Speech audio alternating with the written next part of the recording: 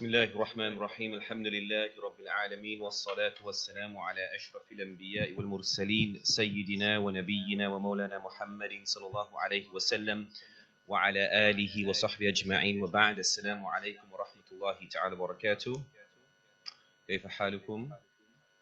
الحمد لله أنا بخير والحمد لله ما شاء الله. Beloved brothers and sisters in Islam, respected listeners and viewers, alhamdulillah, we must praise and thank Allah subhanahu wa ta'ala.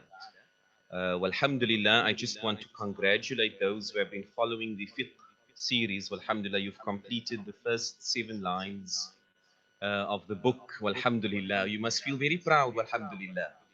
And so to test you on the first section that dealt with water and its related rulings, I just have a mas'ala. You know, in Fiqh we study masail, a situation. So I will pose a situation, inshallah, and please tell me what should I do. So alhamdulillah, last week in PE, in Ggaayah, we had a day of great rain, alhamdulillah, about a week ago. A lot of rain, and let's say your plastic 500 liter, listen to each detail, Jojo tank, filled on that day, right? It filled, and today, water is not available in your area. It's not coming out of the taps. And so you'll go to this Jojo tank because you take wudu. And you open the outlet, the tap on that Jojo tank. But as you approach the Jojo tank, you can pick up a smell of plastic because it was extremely hot today, 32 degrees in PE. May you use the water that comes from that Jojo tank for wudu today. MashaAllah, your entire first section of fiqh, I've considered this mas'ala. Can we use that water? Okay, don't just say no. A sheikh always gives the reasoning before the no.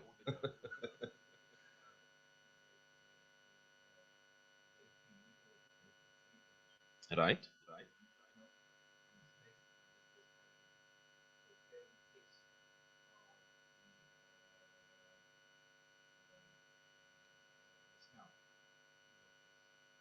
So I said you approached the tank and you could smell plastic.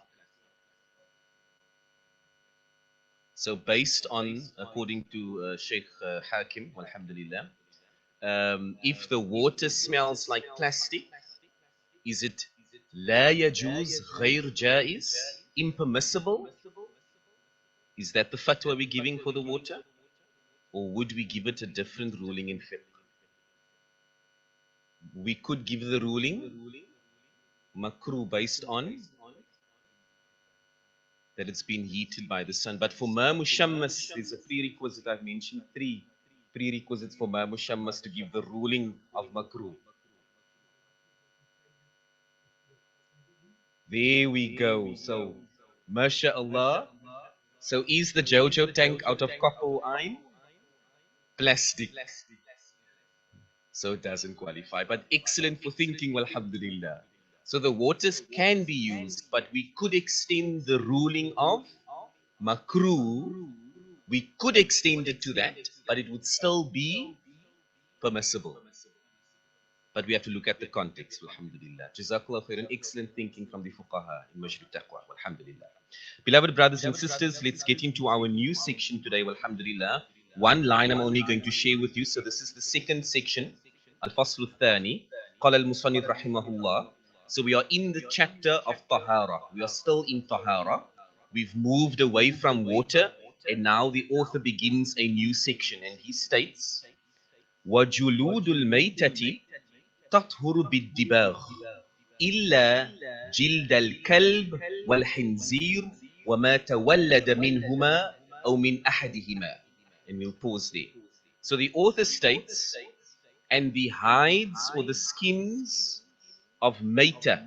Now maita is a term to refer to animals that have passed away and were not slaughtered in accordance with Islamic rights, the Sharia. So the author states, the hides of animals that have passed away, that are not halal to eat, tathuru bid-dibagh. The hides are purified. Tahara is made of that hide بالدباغ, through the process of tanning. إلا جلد الكلب, nice word to remember inshallah, except the hide of the kalb. Now kalb is a dog, and qalb with a qaf is your heart.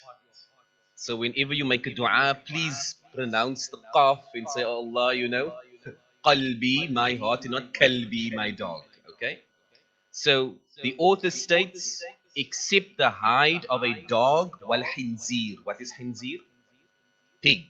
So except the hide of a dog or a pig, وَمَا تَوَلَّدَ مِنْهُمَا, or whatever comes off from them in terms of, offspring or animals that are born from them, أَوْ مِنْ أَحَدِهِمَا, or related to them. So everything within the family of the dog and the family of the pig.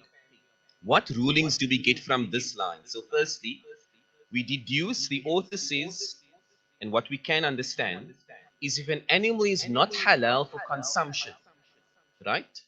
And they pass away, its hide, its skin is automatically najis, right? It is najis.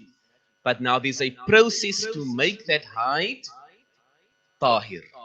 It goes through a process of tathir. And so the Prophet ﷺ mentions to us in a hadith, he says to us, إِذَا دُبِخَ الْإِهَابِ فَقَدْ طَهُرَ.